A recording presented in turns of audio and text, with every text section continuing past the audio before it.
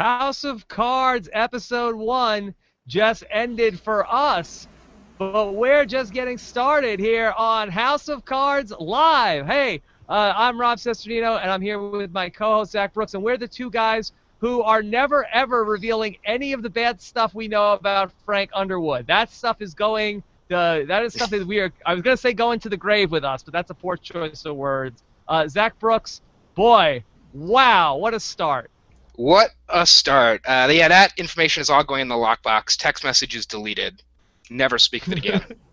Done. Done and done. Okay. We are going to spoil the F and the U out of episode 1. That's all we've watched, correct? On my honor, we have only watched episode 1 of season 2 of House of Cards here. No, we will not be talking about anything beyond season 2, episode 1, and we hope that you guys can respect the same in our comments and on YouTube and everything like that. Right, Zach? Yeah, I finished episode 1 about 15 minutes ago. Me too. I'm fresh. Oh, boy. Oh, boy. All right. So we've got so much to get to. What I think this may be, in fact, the best House of Cards episode of all time, and I think it's not close. Is that hyperbole? I still love the episode where Pete Russo gets drunk. Come on. This is still better. This is better. I mean, this was insane. This was insane. All day I kept hearing people say, "Oh man, the crazy thing that happens in episode 1," but nobody revealed what it was. It was just referred to as the crazy thing. And I'm watching it like, what is this crazy thing? What's going to happen? Yeah. Oh my God. So all right. So we got a lot to get to here in this show. Okay. If you guys are joining us for the first time, what Zach and I are doing here on post-show recaps is that we are attempting to cover 13 episodes of House of Cards Season 2 in 13 days. It's our 13 days of House of Cards marathon. We're going to watch one episode, do a podcast. One episode, do a podcast. Taking us all the way from today, which is February 14th. Happy Valentine's Day. Did you get me anything? Because I hate getting gifts like Frank Underwood. I was going to get you some RC cufflinks, but they didn't arrive from Amazon in time. Oh, damn it. All right. Anyway, so we are going to be covering one episode a day here on YouTube, on our YouTube channel at Post Show Recaps. You can subscribe either by clicking the subscribe button or by going to postshowrecaps.com/YouTube. And we also have an iTunes feed available for of everything on Post Show Recaps, where we're covering all sorts of TV and movies. But if you only want the audio feed of our House of Cards live recap, you can get that at postshowrecaps.com/HOC iTunes. And that link is also up on the website. So now that we got that business out of the way, oh boy, Zach, we can't bury the lead here. We got to start here. Oh my God, Zoe Barnes is gone. That another murder on the hands of Frank Underwood. Yeah, this one was a little bit more drastic than the murder of Pete Russo. Just kind of threw her right in front of a Metro car. This is how Aaron Hernandez got started. It's sort of like you kill one person, and then other people start then there's other loose ends. You got to kill more people. Oh my God, Frank Underwood in a vicious murder of poor Zoe Barnes. So I love Zoe Barnes, but she was losing it. Yeah. She just dug too deep. I thought that they were going to start working together, and that was going to be, she was going to turn back and work with him and eventually try to outsmart him. No, I have to say, I felt like I saw this starting. I saw this coming once we talked to Freddie about the hog with the you got to put it out of its misery quick. I started saying, oh no, this isn't going to be good. That was graphic too. He's like, oh, it's got a pipe in its throat, and then you hear it scream, and then you go and you whack it with the shovel. It's like, oh man, that's brutal. Well, you made the really good point in the first episode about how you compared the Pete Russo death to him killing the dog in the first episode. And I guess once you start talking about killing animals to Frank Underwood, then it all makes sense to him. Yeah, maybe that's going to be a running theme throughout this show. Sure. I feel like the murders are going to pick up more and more now that he's got so much more to lose. Yes, I think so. So Zoe Barnes is dead. She had a good farewell episode. Had a lot of good stuff. We saw a lot of Zoe Barnes in a couple of scenes. She was doing it with Lucas in the beginning of the episode. Yeah, can you finish, Rob? What? What do you mean? What do you mean? Although part of me was like a little bit, you know, I did not like Zoe Barnes in that scene. I felt like that was a very cruel thing to do to poor Lucas at that point. All right, Yeah, oh, fine. heartbroken Lucas. That's it. He was he was heartbroken and had other problems at that point because Zoe was just like, hey, I'm out of here, whatever. I'd like to see her pull that with Frank Underwood. Yeah, I don't think that would fly. I don't think so. And I don't mean fly like how she flew into the Metro car. Oh my God! All right, so let's talk about that scene in particular because that is the biggest plot point in the show. And actually, a very jam-packed first episode of a lot of great stuff, especially in that whole second half was just riveting. So, Frank Underwood, did he 100% go there with the intention to kill Zoe Barnes? Was there any question, or was it sort of like that she pushed the issue and then he pushed the issue? I think he had to know he was going to kill her from the beginning. I mean, as soon as she gets there, he says, all right, hey, delete your text messages, delete my contact information. Because I figure they'll get that information off of her cell phone, so they got to delete that so nobody can find it. Yeah, absolutely. So it was just so perfect timing that at the point she accused him of murder happened to be exactly when the train was coming. I don't know if Frank Underwood is that good to have planned everything down to the minute. I guess he's like, well, the train's getting here in about 10 minutes, so I'll have Zoe meet me here about 8 minutes from now. So that was pretty amazing timing, all in all. Well, a little DC insider for you. There are big signs up in the Metro with how long it's going to be until the next train, so you might have just been watching the time and said, all right, 1 minute, I just got to fill one more minute of talking to her before I can throw her in front of the car. Yeah. Zoe Barnes really, it was like she was asking for it, though, too. I mean, she has to know that this man is so dangerous. She thinks that he murdered Pete Russo. If you think somebody killed somebody else, don't be like all accusing them of killing people. Yeah, and I guess a life tip is if you have somebody you're going to accuse of killing people, don't do it somewhere where they can throw you in front of a high-speed object. Yeah, absolutely. Like, if I thought somebody was a murderer, like, I wouldn't be like going up to them, say, tell me.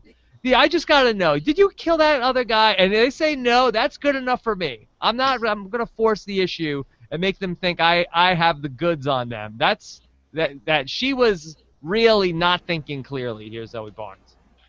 I guess not. I mean, she was just so bound and determined to catch him. That's all she could think about. But what was her end game? What did she want? Did she just want a confession and she wanted to get back together with working with him? Or did she want a confession so that she could then exploit him? Why? What was she going for? I think she wanted the story. I think she wanted to get all this information and break the story about the vice president being a murderer. Yeah. Well, I don't think she was going to exploit him. Okay. Well, boy, Zoe Barnes, I'm really shocked. I've only watched this episode in the last 15, 20 minutes myself, and I can't get over that they killed her off because she was such a big part of the show. She was the third lead. Yeah, I knew nothing about that. I mean, I've read some stuff reading up to this just about this season, and I did not hear any indication that she was going to be leaving the show quickly. Yeah, well, that's good that they kept that under wraps. That was good. No people from the entertainment version of Slugline were able to figure that out. I guess that must be, that's one of the benefits of doing this on Netflix because they're all released at once. There's not really, the production. I guess maybe they wouldn't know if somebody's going to be leaving the show. Did you see President Obama said that he doesn't want anybody to tweet spoilers for House of Cards? So please, nobody send stuff to Obama about the death of Zoe Barnes. But send him this show so he can watch it, after he watches the first episode. After he watches it. But you know what, though? If you're Netflix, and I have to say that I was not a fan of this model, but now I really am because they really got us going here on this. We are like that runaway subway car careening down past Zoe Barnes now at this point. We have so much momentum. Yeah, and hopefully it keeps up, but the one problem, and I feel like we've kind of switched places, everybody would be talking about the Zoe Barnes death for the next week, just like they did with the Red Wedding and some of these other, famous holy crap TV moments. Yeah, no, you're right. This would be a huge thing. If this was a Sunday night show on FX everybody be talking about, oh my God, I can't believe they killed Zoe Barnes. And now it's like, everything's like, oh, it was a good episode. I look, I gotta wait for you to watch it. I'll wait a couple of months, but really, really good. But you know what? If you are Netflix, if you're gonna have a big death, I think it's almost better have it in the first episode, because then if it was like in episode 7 and there were spoilers that people were like, oh well, I'm not gonna watch it now. You already spoiled the whole season for me. So even if somebody finds out that Zoe died, it's only the first episode. Yeah, and it's not even the end. Like, I thought that would have been the end of the episode, Yeah. and there was like 10 more minutes left. It's great. It was good. So many great things in this episode. Okay. Janine, how dead is Janine now? Janine and Lucas. I mean, it's pretty clear Janine's going to stick around and work with Lucas to try to figure out what happened to Zoe. Yeah, you think so? This Janine seemed really like she was not into it at all anymore. Yeah, I mean, but then I feel like she's going to show back up and work with him, and I find those two characters really annoying. So Yeah. that was the first thing I thought when Zoe died. I was like, oh, now we're going to get a lot more of Lucas and Janine. Well, I was like, now we're going to get a lot more of Blogger Guy and Janine, and then I remembered his name was Lucas. That's right. That's right. I have to think that I hope we don't see too much of them. I hope that they end up just Frank Underwood kills them next week. But there's a lot of hanging chads that we have still dangling out there. So you got to think that these guys are going to still be involved with Rachel, the woman of ill repute. Oh, I think for sure. I think that's going to be a major storyline. Hopefully only for a couple episodes, though. Zach, could you give me the timeline on Rachel? I know you recently did the rewatch last week. So is she the same when Frank Underwood gets busted earlier in the season and has the hooker in the car? Is that also Rachel, or that's a different hooker? When Rousseau gets busted. I'm sorry, what did I say, Frank? Yeah. Sorry. When Rousseau gets busted in the first episode, he's with Rachel. Got it. Then Stamper takes care of Rachel to keep her quiet, gets her a job. She lives with like one of the people who works for Underwood, I think, and then eventually got an apartment. And she was sexually harassed at her job in season 1, and then he gets her to go get Pete Rousseau drunk at that party. Yeah. Okay.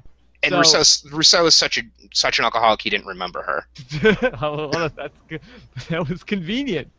Okay, good. And so then, and remind me, who got her the job working at the restaurant? Did Zoe get her the job working at the restaurant, or did Doug get her the job working at the restaurant? Doug did, and I think we're going to see more of the Doug-Rachel relationship. I think there's going to be so. something that happens there. I thought they were going to make out when she was trying to kill him with the knife. Yeah, I mean, and then they had dinner together at the end of the episode. I mean, things have really turned around. Or she's Wow. his prisoner. I don't know which. One or the other. Okay. So many other great things in this episode. Let's go to the last scene where Kevin Spacey, for the first time, breaks the fourth wall. How great was that moment? That was really good. That was one of the moments that was a little spoiled for me because I heard a podcast where they were talking about kind of the first couple episodes, and they didn't give any spoilers away, but they said the way that he does his breaking the fourth wall for the first time this season is different than you've seen it before. Yeah, that was really, really good. It was fourth wall, it was meta, it was everything. He basically says, like, oh, did you think I had forgotten about you? Like, and like really like talking to the people at home. He might as well have said, you might as well watch the next episode on Netflix now.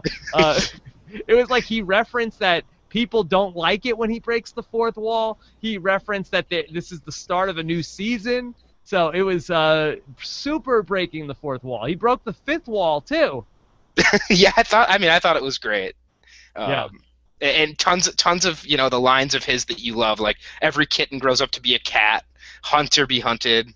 Yes. Just over the top metaphors. It was almost reminiscent of the Tread Lightly from the Breaking Bad season premiere earlier last year. Oh, wow, that's high praise for that line. Yes. The hunt or be hunted. And then they pull back on the cufflinks to reveal the FU cufflinks. Oh, it was perfect.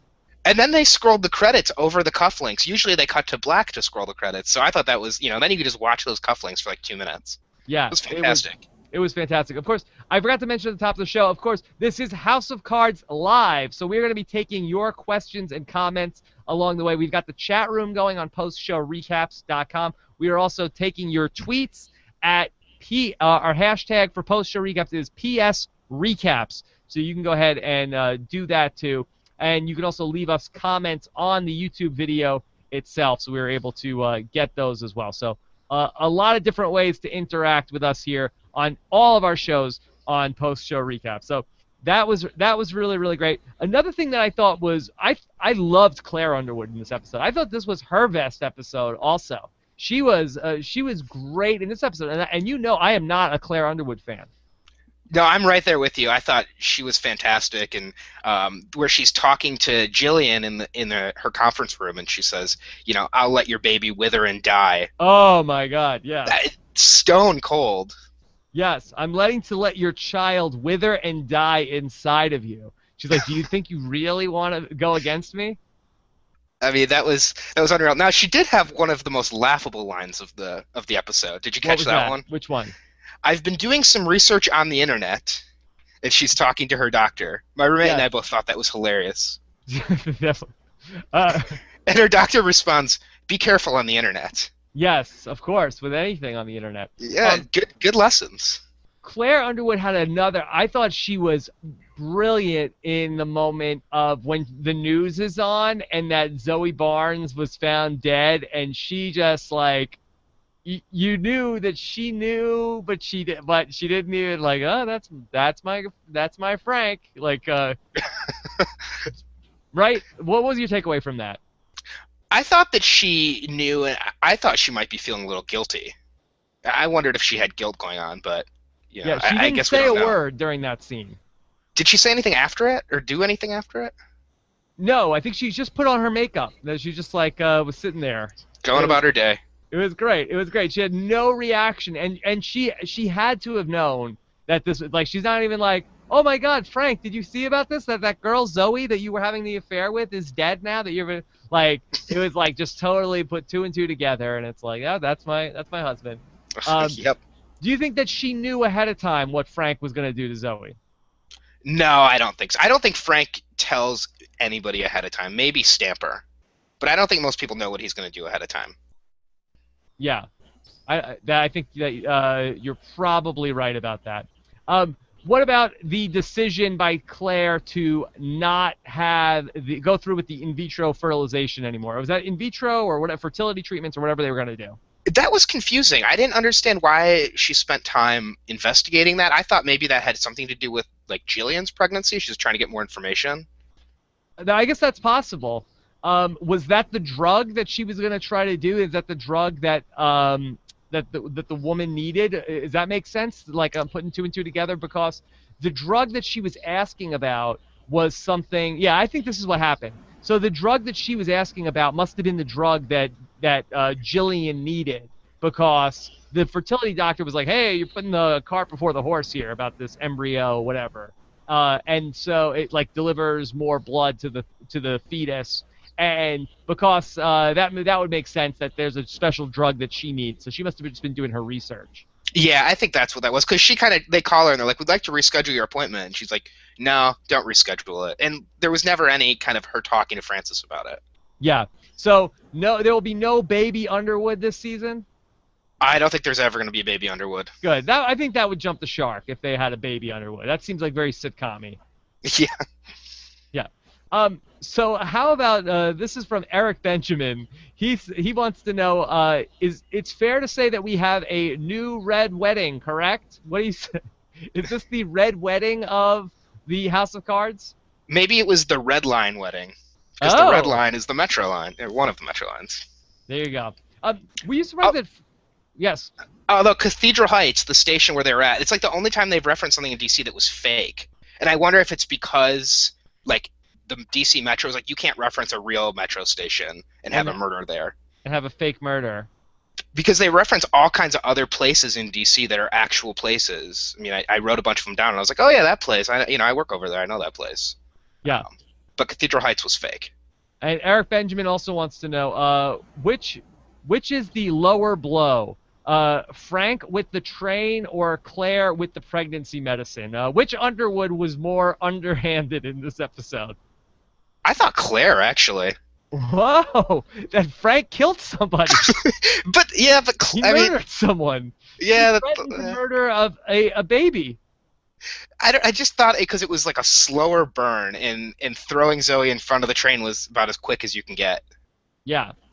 I did think that Claire Underwood was pretty ballsy in what she was trying to do. That she forged this lady's signature, and then she's gonna kill her baby, and then she's like, "And I want you to take over my corporation."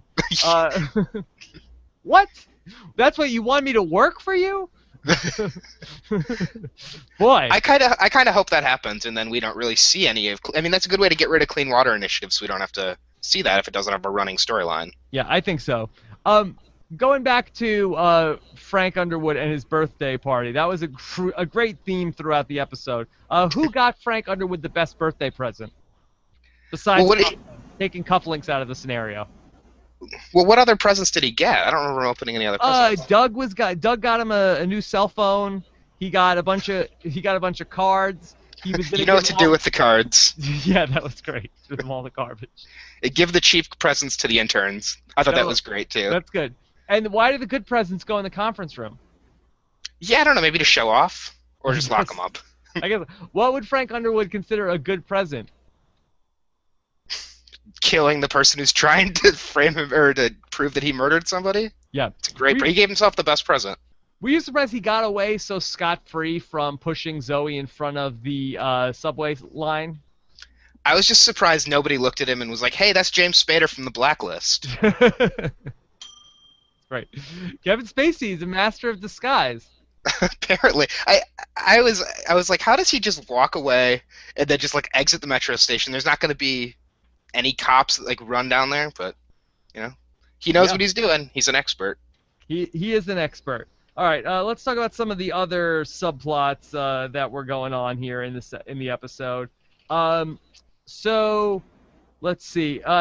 We had a little bit with the hunt for the new. Is it the majority whip or the minority whip that is Frank is going to be leaving that position? I believe it's the majority whip. Okay. So we have this new woman who I'm assuming will be a new character this season, and her name is Jackie. Yeah, I missed. They said her name right in the beginning, and I missed it. And then the whole episode I was like, "Who is this girl? What's her name?" And then they finally said it again at the end of the episode. Yes. I think she used to be. It sounds like she used to be in the military, maybe like a general or something. Yeah, she used to be in the military, and that Frank can't find anything on her. What do you think of Frank Underwood's files of all the dirt he has on people? He just has 3 folders on his desktop, but they're not very organized. They're just kind of placed there. Yeah. That was what bothered me. What do you think? He has like a Word doc in those folders, or is it like Evernote where he has like pictures and all sorts of different things? Probably like a PowerPoint presentation. Yeah. But I was a little unclear exactly why this person had anybody. Yeah, I think we'll find out more about her. I mean, I guess it's, he was saying she's a swift decision maker, and it sounds like she is not afraid to bomb a city with innocent people. I guess so. Let's go back to the Zoe Underwood, or the Zoe Barnes thing. Did Frank Underwood send naked 8x10s to Janine after he killed Zoe Barnes? Yeah, and actually, do you remember in the first season, he makes her like take her shirt off and he takes pictures of her. And during it, she's like very conveniently obstructed, so you can't see anything. But then they show in those pictures, they actually show what he took the picture of. Yeah, there you go. That was good. That was very good. So, but what?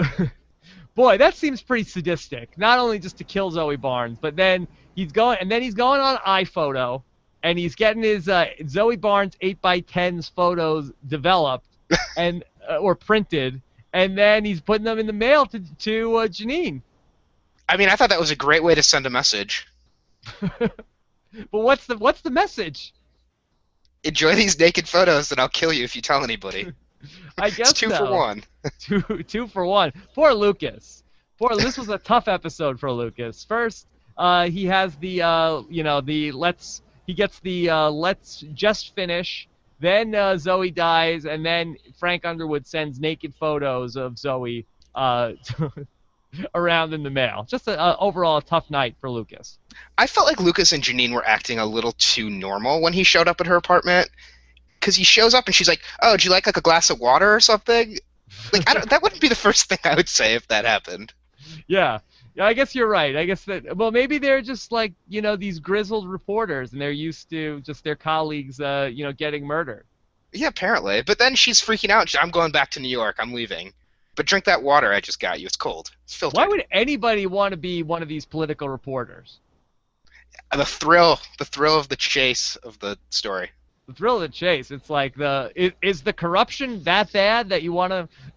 Is it worth dying over? Well, remember Zoe Barnes in the first episode was like covering local, community meetings and stuff like that, community laws, community meetings. So she moved up pretty quickly and then bit the bullet. Oh, yeah, bit the train more like. Bullet train, yep. Caught the train. And not. Do you think we're gonna see Zoe Barnes' dad, who she was on the phone with last season? Oh, he's like, oh man, Mr. Underwood, I have to say, when my daughter was around you, she seemed so excited. She seemed so happy. She could barely catch her breath. You guys must have been working out together or something, huh? Yes, yes. So where do we think that this other story is going with Rachel and Doug? Do we think that she's going to go back to work? Like what's going to happen here? Is it going to be that Doug is going to have a romance with her, or is she going to just start to try to go back to work at Olive Garden? What's happening with her? I don't really know. I think what makes the most sense is that there's going to be a romance between her and Doug, but I'm kind of hoping they don't do that and they do something a little bit different. But I just don't know really where that story goes unless she's the next person to get killed. Yeah. I guess, is there any reason to keep her alive? I mean, she seems just sort of like this dangling other loose Chad. And other than just Doug having, positive feelings towards her, she seems like she's just, mucking up the works also. Yeah, I hope her storyline either gets wrapped up or ramped up in the next episode. But I don't want it just hanging around. It's wasting time. All right, so Johnny De Silveira, he's been waiting all day for our post-show recap of House of Cards. He wants to know, is there anything Frank Underwood could do anymore that could surprise you? Hashtag Devil Grin. I mean, I guess he could kill Claire. That would surprise me. That would be surprising if he did that. Or Stamper. I think when he has his people around him, and you could see that when he had the meeting, and they were saying they want to upgrade his security right away, and they want to move him, and he won't do any of that because he wants his people surrounding him. He wants Stamper, he wants Meacham, he wants Claire. He wanted Zoe. Yeah, but she was too difficult to work with. You got to be a good employee. Got to be a good employee. Snidington wants to know, what is Claire's end game? What is her point in the story? Oh, it's a good question, though. What does she want? Does she just want to be Mrs. Vice President, or does she want to be the First Lady? I mean, I'm sure she wants to be the First Lady. She's got to be just as power-hungry as Frank is. Yeah, you would think so. Do you think she eventually wants to, overthrow him? Oh! Does she want to be the president? The first female president, Claire Underwood? She would be good. She'd be a good president. Oh, she'd be better than the current president on this show. Oh, I thought you were getting political for a second, Zach. No. No politics here. No politics. We're only talking about fake politics here. Yeah, the current president on House of Cards, he really is seems like a real dumbass. How did he get elected? He seems so boring. He's like a puppet of he has all powerful people around him that sort of just needed this guy in place so that they could do whatever the hell they wanted. Well, I wonder if we'll get more into how he got elected, because I think Francis had a lot to do with it, and that's why he wanted to be Secretary of State, or thought he was going to be. Yeah. So maybe we're going to get more about how the president was elected and what influence Frank had. Yeah. I'm trying to think if there's anything else from episode 1 before we start to turn towards episode 2. Let's see. Did you have anything else on this episode? Yeah, actually, one I have in all caps that I can't believe I didn't talk about. The passenger seat. Oh, yes. You brought that up in the last episode. Yes, I hope Frank Underwood doesn't come looking for me. But yeah, I felt like that was a a big loose end that was not tied up of the fact that nobody seemed to really care, other than Lucas, the reporter, that this is like a big deal, that Rousseau died and he was in the passenger seat. He was just trying to crawl out of the car, and he tried to take the longest way possible to get out of the car. Yeah, I mean, it seemed like he drove home that night, right? Like, we have evidence that he drove home, and he died in the passenger seat. That doesn't make any sense. You and Lucas, you guys should work together. No, I don't want to work with them. I just want to make podcasts, and I don't want to rustle any feathers. I just want to. No, don't ever do that. I'm not going to. Jeff Probst says you have to dig deep. I'm never going to ever dig that deep, because sometimes you uncover stuff, and then people want to kill you. Dig deep with an asterisk. Yes. Not that deep. So, okay, so where do we think this is going in episode number 2? So I think, I mean, I don't know. You think we're going to see more of Lucas? Is that going to be like the opening, as Lucas is sitting outside Frank's house watching him? I don't know. I kind of feel like this episode dealt so much with the Slugline crew and Frank sort of trying to tie up those loose ends. I think that we got to start moving forward with Frank's new agenda as opposed to covering up all the stuff from season 1. So I feel like whatever Frank's new plans are, I think we need to start setting up what his end game is here. Now, he's just automatically going to be appointed to be the vice president soon? Yeah, I mean, it sounds like that's a sure thing. So he's going to be getting sworn in. I got to think that there are some, big plans that he's going to have. It seems like we're going to get more of this storyline with Jackie. Who's the guy that Frank is always screwing over? Who's that other congressperson? The older guy? The older guy. It seems like, boy, that's not very descriptive. Like there's a lot of meetings on House of Cards where Frank Underwood just like throws something, like he has this big plan. He just like, why don't we just try to do this? And but it's like, and everybody else is like, all right, I guess so. this time gets a little bit of pushback. I think that other guy is the Senate leader. I'm not positive, but I think that's who that is. Yeah, he had some moments in season 1 where he was getting annoyed with Frank along the way. Yeah, I think he's just going to be another. Like, he doesn't seem like he's ever going to pose any threat to Frank, though. No, he seems like kind of a doofus, that guy. Yeah. Yeah. All right. So, anything else from episode 1? Did you like that they started just minutes after the season 1 ended? I mean, it was like they went for their run, and they went a couple miles, and then we're back. Yeah, well, there was so much that was happening. I'm glad that they did it that way. I enjoyed it. Yeah. I have no complaints about this episode. I thought it was absolutely fantastic, and I have to say I liked season 1 of House of Cards, but I'm really, really excited for what's coming here because I love this episode. I mean, they jumped right into the action. Yeah, it was really quick. My roommates and I were making a lot of Forrest Gump references that he had been running for a year. Yeah. This is Johnny DeSilviera says that guy is the Speaker of the House. Oh, okay.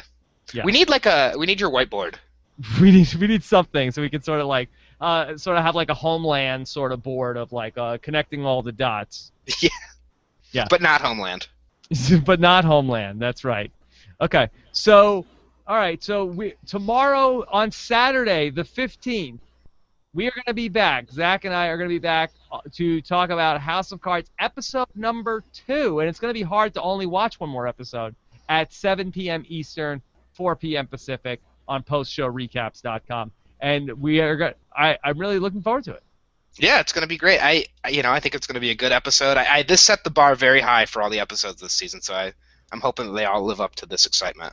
Huge bar. Very high bar. Yeah. No rowing machine this episode. No rowing machine. No video games either. We did get some ribs, and it was that Frank has a high bar for ribs, and the ribs even exceeded the high bar normally of the ribs. What do you think for murders that Frank does this season? Over under 5? Yeah. 5 murders? 5 murders seems like a lot. I'd say the over-under is 2.5. I would take the over on that, if we're including Zoe. I just feel like, is Frank Underwood the worst person of all time? Because not only is he like a really corrupt politician, he's also a murderer. Like, and also it's like not one of the people that like. I would imagine there's like a lot of corrupt politicians who have been involved in like setting up murders. He actually goes and kills the people. So he's like he's like this evil politician, and he's like Dexter. He's like two bad things at once. He is a serial killer and a bad politician. Yeah, but at least, I mean, you got to respect that he does it himself, right? I mean, both murders we've seen have been at his hands. And Like this man is about to be the vice president of the United States. And in the last, what, 3 weeks on the show, like what is the timeline from the death of Zoe Barnes to the death of Russo? I mean, is it 3 weeks, 4 weeks? The man has single-handedly murdered two people. Even Dick Cheney is not out murdering people. it'll be interesting to see if he keeps it up. And do you think he's murdered somebody before Pete Russo? Do you think that was his first murder? It's a good question. I suspect it wasn't. Yeah. Who knows? Who knows what he did in those crazy times in college with his buddies? Yeah. From what I hear, though, I think the first one is the toughest, and I think then once you get one under your belt, then you see it's sort of no big deal. It's a taste for blood. Yeah. It's like it's like that first special night with somebody with that special somebody. Once you get in there once, then it's like, oh, okay, I know how to do this now. It's not a big deal. Do you think that there's going to be more on the Francis trying to quit smoking storyline? Oh, I don't know. I was a little disappointed that the cigarettes were gone. I like when they're smoking cigarettes. Yeah, I don't know what that's all about. CVS must have had something to do with that. I think so. Johnny also says, I remember the rowing machine was broken at the end of the first season. It hasn't been fixed yet. Yeah, rowing machines can be fixed. They can be fixed. Frank Underwood is capable of a lot of things, but not fixing a rowing machine. Apparently not. Yes. Okay. All right. So tomorrow we'll be back. If you can't join us live, either subscribe to our channel on iTunes, go to postshowrecaps.com/HOC iTunes. That's for the Just House of Cards feed. If you want all of our shows on Post Show Recaps, if you want to check out everything we're doing, and of course we'll be back with another episode of the Walking Dead podcast on Sunday night. And I haven't announced this yet, that we're launching the first episode of post-movie recaps tomorrow afternoon. And I will be talking with Tyler Smith, who's somebody that you guys haven't met yet, unless you listen to his podcast, Battleship Pretension. And we're going to be talking about RoboCop at 3 p.m. Eastern, 12 p.m. Pacific. So many big things happening in the first launch week of post-show recaps. Well, I hope you don't get any of the RoboCop characters confused with any House of Cards characters, especially not Samuel L. Jackson. Yes, I will not accidentally call him Freddy or anything like that. Got to make sure that Samuel L. Jackson is Samuel L. Jackson. He'll call you out on that. He'll call you out, definitely. And I would like to see Frank Underwood versus RoboCop, because I think that would be a fair fight. Yeah, we'll see. Yes, I think so. So anyway, let's go ahead. Let's wrap this up. Subscribe to us on YouTube as well. You can click the link here for subscribe, or go to robhasawebsite.com/YouTube if you're listening to the audio feed. Zach, fantastic job today. Tell us. That was great. We talked about this before we started. Why are you wearing a headband? Because we're starting a marathon. There you go. It's the only night I'm going to wear it, probably. Yeah. I really want to know how many people are coming along with us on this journey live, one episode a day. I know a lot of people are going to watch, House of Cards whenever they're going to watch it, and then probably listen to these podcasts as they watch the show, maybe like 3 months, 6 months, even a year from now. But I am eager to know if you're planning on joining us along the way, one episode a day. Let us know in the comments on postshowrecaps.com. It's going to be a lot of fun. Thanks to everybody, and we'll be back tomorrow, same time, same place, for House of Cards Live Episode 2. Take care, everybody. Bye. Bye.